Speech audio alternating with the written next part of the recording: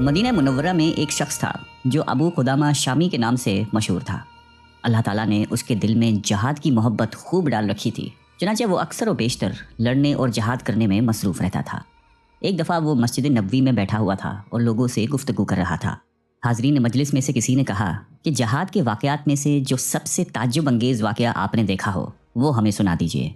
शेख अबू कुदामा ने फरमाया कि सुनिए। आगे की कहानी उनकी ज़बानी। फरमाते हैं कि मेरा एक दफ़ा शाम जाना हुआ ताकि कोई ऊँट ख़रीद लूँ जो हमारा सामान उठाने और ले जाने के काम आए। चुनांचे मैं एक दिन दरियाए फ़रात के करीब रक्का नामी शहर में बैठा हुआ था कि अचानक एक औरत आई और उसने मुझसे कहा कि ए अबू कुदामा, मैंने तुम्हारे बारे में बहुत सुना है कि आप जहाद पर वाज करते हैं और लोगों को जहाद की तरगीब करते हैं।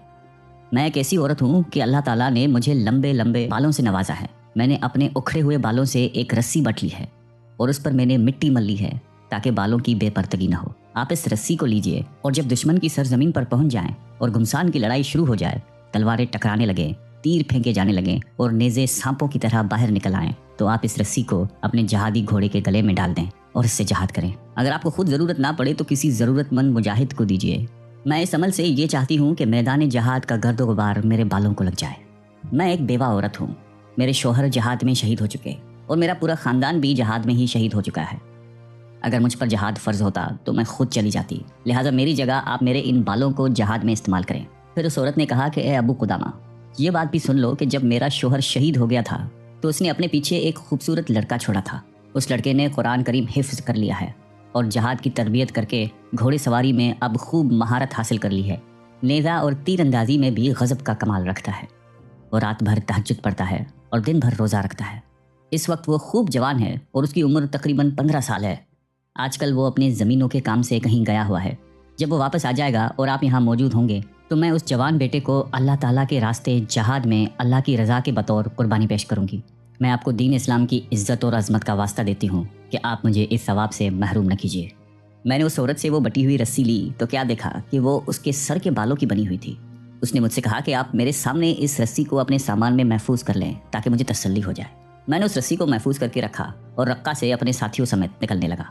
जब हम मुसलमा बिन अब्दुल मलिक के किले के पास पहुंचे तो पीछे से एक शहसवार के चीखने की आवाज़ आई जो कह रहा था कि ए अबू कुदामा, खुदा के लिए ज़रा रुक जाइए। हम रुक गए। जब हमने देखा तो एक शहसवार घोड़े को दौड़ाता हुआ आ रहा था। आते ही उसने मुझसे मुआनका किया और फरमाया कि अल्लाह का शुक्र है कि उसने मुझसे आपकी रफ़ाकत से महरूम नहीं किया। मैंने उससे कहा कि प्यारे बेटे, आप ज़रा चेहरा दिखा दीजिए ताकि मैं देखूँ कि अगर आप पर जहाद लाजिम है और फ़र्ज़ हो तो आपको इजाज़त दे दूँ, वरना मैं आपको वापस कर दूँगा।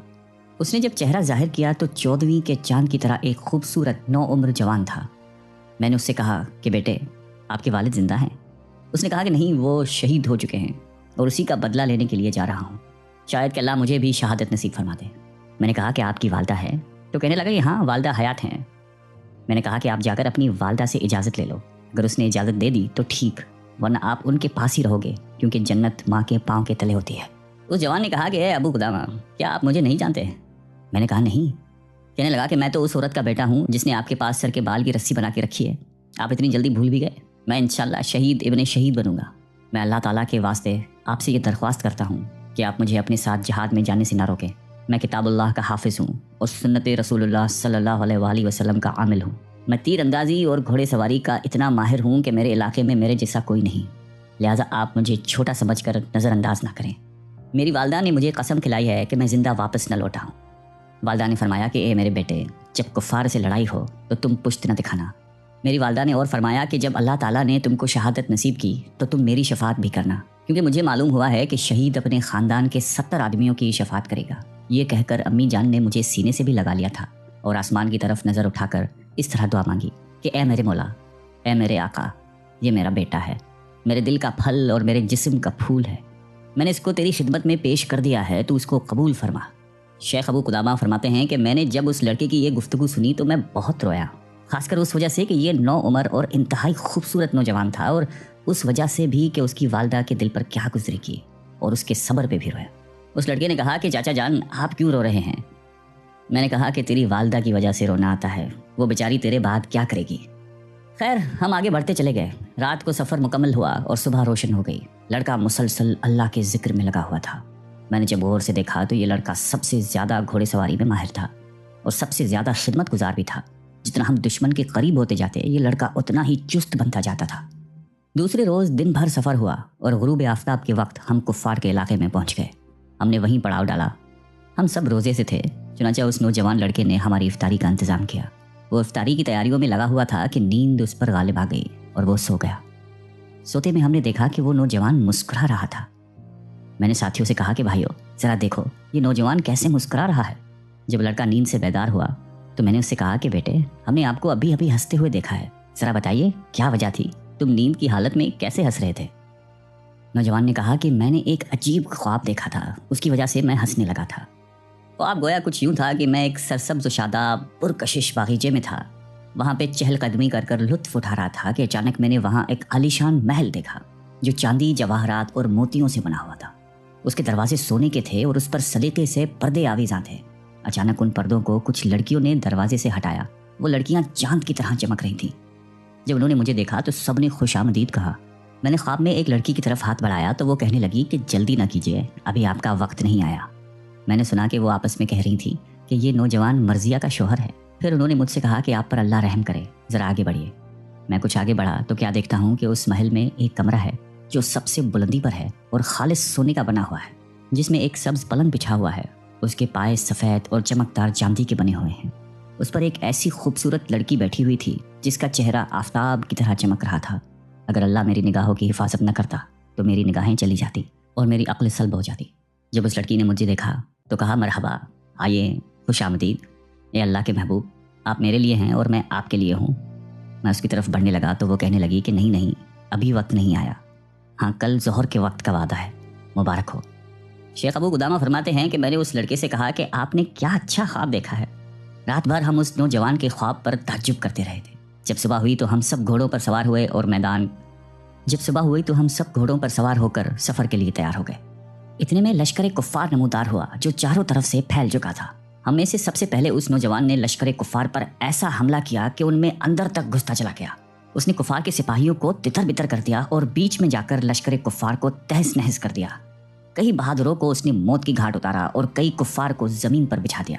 میں نے جب اس لڑکے کے اس طرح تابڑتوڑ حملے کو دیکھا تو میں اس کے پاس گیا اور اس کو گھوڑے کی لگام کو پکڑا اور کہا کہ پیارے بیٹے اب تم واپس ہو جاؤ، تم نو عمر ہو اور جنگی چالوں کا زیادہ تجربہ نہیں رکھتے ہو۔ اس نے کہا کہ چاچا جان کیا آپ یہ چاہتے ہیں کہ میں پیچھے مڑ کر جہنم کا حقدار بن جاؤں؟ ہم اسی گفتگو میں تھے کہ اچانک کفار نے ہم پر ایک حملہ کر دیا۔ حملہ کچھ اس طرح کا تھا کہ ہر آدمی اپنی اپنی فکر میں مشغول ہو گیا اور اسی دوران لڑکے اور میرے درمیان بھی کفار حائل ہو گئے اور ہم ایک دوسرے سے جدا ہو گئے۔ اس حملے میں مسلمانوں کی بڑی تعداد شہید ہو گئی۔ جب جنگ رک گئی تو نہ زخمیوں کا حساب لگایا جا سکتا تھا نہ شہیدوں کا کوئی حساب۔ میں اپنے گھوڑے سمیت شہداء کی لاشوں میں گھومنے لگا۔ ہر طرف لاشیں ہی لاشیں تھیں اور سیلاب کی طرح خون بہہ رہا تھا۔ شہداء کے چہرے خون و غبار کی وجہ سے پہچانے ہی نہیں جا رہے تھے۔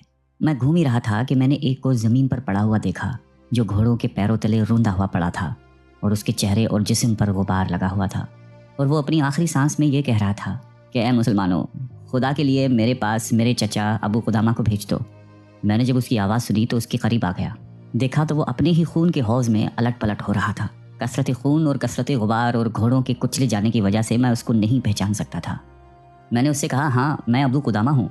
اس پر لڑکے نے کہا کہ چاچا جان، رب کعبہ کی قسم، خواب کی تعبیر سچی نکلی۔ میں اس کے چہرے پر جھک گیا اور پیشانی پر بوسہ دیا اور اس کے چہرے سے مٹی اور خون اپنی چادر سے صاف کرنے لگا اور کہا کہ اے پیارے بیٹے، مجھے اپنی شفاعت میں قیامت کے روز نہ بھولنا۔ نوجوان نے کہا کہ آپ جیسے محسن کو بھلایا نہیں جا سکتا، آپ اپنی چادر سے میرے خون کو کیوں پہنچتے ہیں؟ میرا اپنا کپڑا زیادہ مناسب ہے کہ اس سے میرا خون پہنچا جائے۔ پھر اس نوجوان نے کہا کہ چاچا جان، یہ خون چھوڑ دیجئے کہ میں اپنے رب کے ساتھ اسی خون میں ملاقات کروں گا۔ خواب میں جس کو میں نے دیکھا تھا وہ سامنے کھڑی ہے اور میرے روح نکلنے کے انتظار میں ہے اور مجھ سے کہہ رہی ہے کہ میں آپ کی منتظر ہوں، جلدی سے میرے پاس آ جائیے۔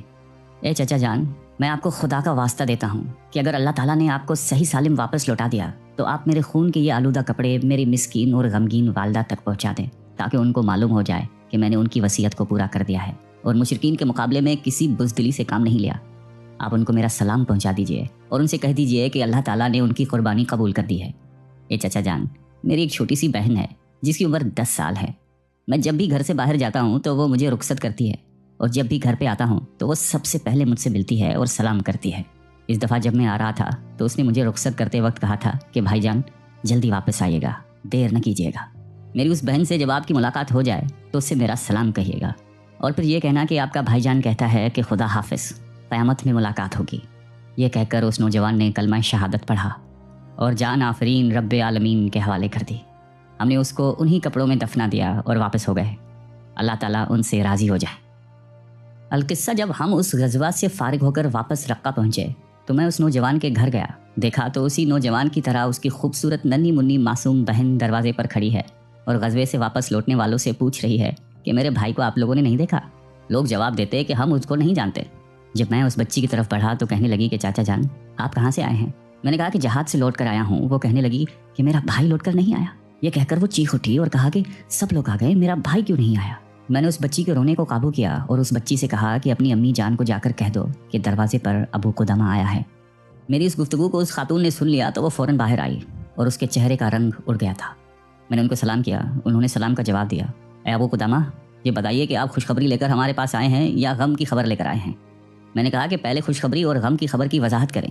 تو انہوں نے کہا کہ اگر میرا بیٹا صحیح سالم واپس آ گیا ہے تو یہ غم کی خبر ہے، اور اگر اللہ تعالیٰ نے ان کو شہادت سے نوازا ہے تو یہ خوشی کی خبر ہوگی۔ میں نے کہا مبارک ہو، اللہ تعالیٰ نے تیرا یہ ہدیہ اور قربانی کو قبول کر دیا ہے اور تیرا بیٹا شہیدوں میں شمار ہو چکا ہے۔ کہنے لگی کہ کیا اللہ تعالیٰ نے اسے قبول کر لیا؟ میں نے کہا ہاں، قبول کر لیا ہے۔ کہنے لگی شکر الحمدللہ، یہ میرا آخرت کا سرمایہ بن گیا۔ پھر میں نے اس نوجوان کا پیغام اس کی بہن تک پہنچایا کہ سلامت رہو بہن، خدا حافظ، قیامت میں ملاقات ہوگی۔ لڑکی نے جب یہ پیغام سنا تو ایک چیخ ماری اور بے ہوش ہو کر گر پڑی۔ میں نے جب اس کو ہلایا تو وہ مر چکی تھی۔ میں نے لڑکے کے خون آلود کپڑے اس کی والدہ کے حوالے کیے اور اس گھر سے واپس لوٹایا۔ مجھے اس عورت کے صبر پر ایک تعجب آج تک ہوتا ہے۔ اللہ تعالیٰ ہم سب کو قلب سلیم عطا فرمائے اور قرآن اور حدیث پہ چلنے کی توفیق عطا فرمائے، آمین۔